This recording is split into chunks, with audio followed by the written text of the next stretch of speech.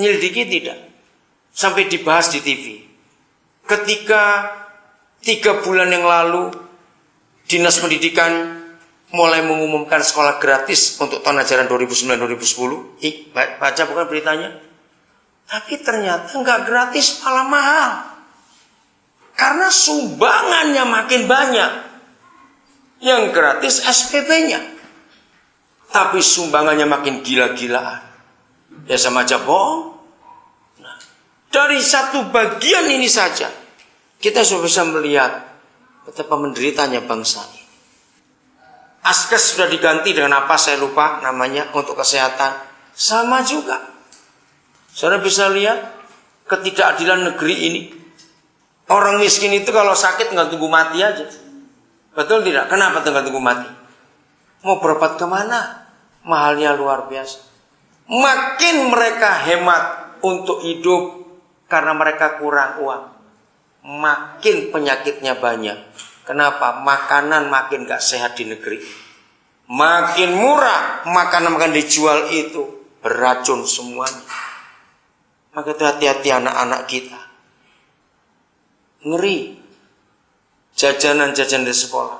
Saya selalu berkata kepada orang tua, ajari anak-anak kita untuk suka makanan direbus. Jauhkan anak-anak kita dari makan makanan gorengan. Jauhkan. Yang hobi makan nasi goreng bertobat, mie goreng bertobat hari ini. Goreng-gorengan itu jahat sekali. Kalau mau cepat mati, makanlah. Tapi sediakan peti mati di rumah. Supaya nggak ngerepoti yang hidup kalau tiba-tiba saudara mati. Serius saudara saya berkata ini. Makanan itu nggak sehat sama sekali. Minyak itu aduh lebih ngeri, lebih jahat lagi sekarang ini. Jajat pewarna itu. Maka itu lihat angka umur orang stroke di Indonesia mengerikan sudah.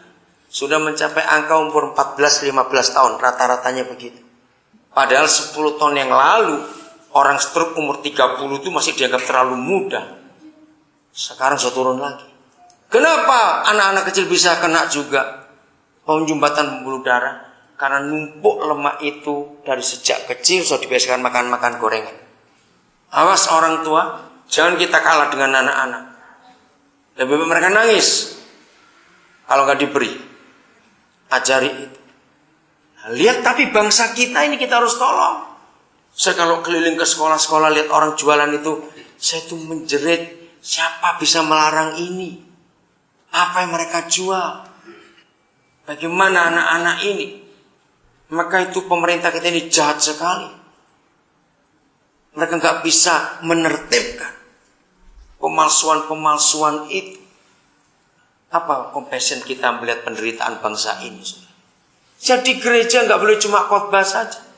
Gereja harus membuat penyuluhan kesehatan. Katakan amin. Gereja harus buka kelas-kelas belajar hidup sehat. Aduh, kalau saya ngomong ini saya tuh ngeri sekali. Apa yang saya mau katakan kalimat berikut dengan? Saudara sadar tidak? Jumlah perempuan kena kanker rahim, kanker payudara itu makin memuncak. Kenapa gereja nggak ngomong masalah ini? Jumlah orang sakit gagal ginjal makin banyak. Jumlah batu ginjal, batu empedu makin banyak. Harusnya gereja itu ngomong. Jadi gereja nggak boleh cuma khotbah saja. Katakan amin. Masuk ke semua lini kehidupan. Karena firman Tuhan mengajarkan itu. Jadi belas kasihan kita itu nggak cuma dirupakan, dinyatakan dengan mendoakan orang, menyatakan Injil pada orang secara 100% itu tidak.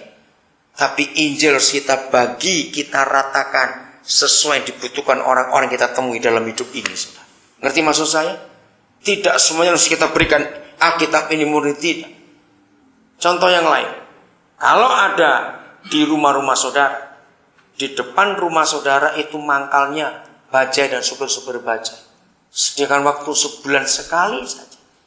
Kumpulkan mereka untuk hidup sehat, makan sehat itu bagaimana. Nggak harus mahal. Kalau mereka sudah kita bisa ambil hatinya. Langkah kedua, tolong kumpulkan istri-istri tukang bajai. Ngerti maksud saya? Untuk apa dikumpulkan mereka? 3 hal aja kita ajari mereka. Manajemen keuangan keluarga. 90 sekian persen sopir bajai nggak bahagia hidupnya karena si suami setengah mati cari uang. Istri di rumah kredit terus barang-barang itu. Kan kasihan. Anak-anak yang menderita tiap kali perlu uang nggak ada. Tapi lihat mamanya belanja terus seperti itu. Karena apa? Makin rapat rumah-rumah mereka dengan tetangga, iri hatinya makin besar. Betul nggak, saudara? Pernah sadar nggak itu, saudara? Saya tuh mikir yang begituan juga. Siapa nolong mereka? Apa action mereka? Gerejanya pintar beli alat musik sound system yang miliaran rupiah. Tapi kita lupa akan orang-orang itu. Apa yang ada di hati saudara melihat orang banyak itu tadi? Ayo saudara, melihat bangsa ini sungguh-sungguh kasihan. Anak-anak jadi korban. Semuanya dipalsu di negara kita ini. Hampir sulit cari yang asli di negara ini. Orang jualan kejam sekali. Maka itu gereja harus bersuara. Amin. Harus menyatakan kebenaran ini. Kembali dulu ke Matius 14 tadi. Ayat 14-nya lagi. Saya ingin baca. Ketika Yesus mendarat, ia melihat orang banyak yang besar jumlahnya. Maka tergeraklah hatinya oleh belas kasihan kepada mereka. Dan ia menyembuhkan mereka yang sakit. Yesus bukan dokter. Tapi dia punya kuasa. Dan saudara percaya kuasa itu diberikan kepada kita? Sama atau tidak kuasa yang kita terima dari Yesus dengan kuasa yang dia terima dari Bapa di surga? Sama. Berarti masih sampai hari ini masih bisa. Masalahnya kita punya alasan satu, takut. Kenapa kita takut? Kita bukan mengkristenkan orang. Nanti pulang baca Lukas 7 ayat 1 itu mulai menarik sekali. Panglima itu orang Roma, bukan orang Yahudi. Orang Yahudi aja sulit percaya Tuhan Yesus. Jadi sebetulnya orang Roma itu pun sulit percaya. Tapi aneh. Waktu hambanya sakit keras, hampir mati, dia bisa cari Yesus. Dengan hati yang didorong, punya passion, hati yang kuat dorongannya cari Yesus, cari Yesus. Aku kasihan pada hambaku ini. Maaf, saya cuma cerita. Berapa banyak kita atau teman kita, kalau kita punya pembantu, tiba-tiba dia sakit, dan kita periksakan ke dokter. Dokter bilang, wah gawat ini. Hepatitis C. Sudah kronis.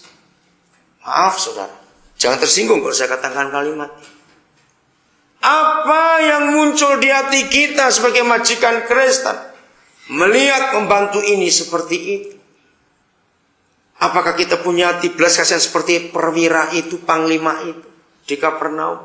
Cari Yesus. Panggil dia. Atau maaf, Bi, ini uang gaji 6 bulan. Pulang ya, bawa pulang. Ngomongnya manis. Betul, pelan manis. Tapi saudara tahu itu kalimat-kalimat jahat. Di balik kalimat manis seperti gini. Kalau mau mati di sana, jangan di sini. Bikin repot nanti. Nanti nular tuh, kena anak-anakku nular semua nanti. Maaf, jangan tersinggung dulu. Saya bicara secara umum. Kalau yang serumah dengan kita saja, kita nggak mau carikan Yesus. Apalagi kalau kita dengar tetangga kita atau orang lain. Yang kita tahu stadium 4 kankernya sudah. Sudah 2 kali operasi payudara. Ya berarti sudah habis. Tapi tumbuh lagi kankernya itu. Terus terang saudara, apa yang muncul di hati kita? Apakah ada passion for compassion itu? Tolong sampaikan kepada semua teman-teman kita yang masih kejam kepada pembantu. Saudara, sangat-sangat tidak Kristen. Maaf ya. Kalau sampai beras yang kita makan, kita bedakan dengan yang mereka makan di rumah. Sangat tidak Kristen. Nah, supaya saudara tidak berdosa, karena saudara tidak mampu memberi beras yang sama, maka saudara berasnya turun. Saudara makan beras seperti beras mereka, itu baru adil. Oh enggak, amin. Nyelidiki tidak. Sampai dibahas di TV. Ketika 3 bulan yang lalu Dinas Pendidikan